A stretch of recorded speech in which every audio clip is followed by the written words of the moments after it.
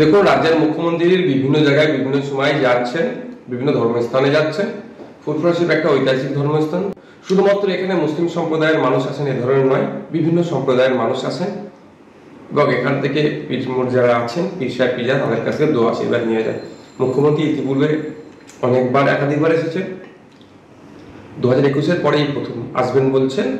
Officially আজকে জানতে পারলাম যে 17 তারিখে আসবে। আসতে পারে, এখানকার মানুষের অভাব অভিযোগ শুনবে, যে কোনো জায়গায় যাচ্ছে, কিন্তু যেগুলো অভিযোগ হবে আশা করছি সেগুলোকে যাতে দ্রুত নিরসন করা যায় তারও যাতে ব্যবস্থা করে। কিন্তু এখানে যে মুখ্যমন্ত্রী আসছেন, সেই আসার পিছনে বিভিন্ন পীরজাদাদের বাড়িতে বাড়িতে ঘুরছেন সরকারি আধিকারিক এবং মুখ্যমন্ত্রীর আমন্ত্রণপত্র নিয়ে।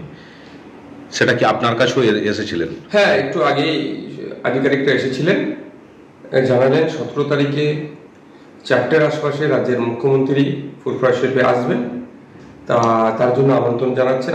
আরও অনেককে পীর সাহেব পীরজাদাকে আমন্ত্রণ জানিয়েছেন, তার সাথে আমাকেও আমন্ত্রণ জানিয়েছে, আমাদের টোটাল পরিবারকে আমন্ত্রণ জানিয়েছে, আমন্ত্রণপত্র দিয়ে গেলেন।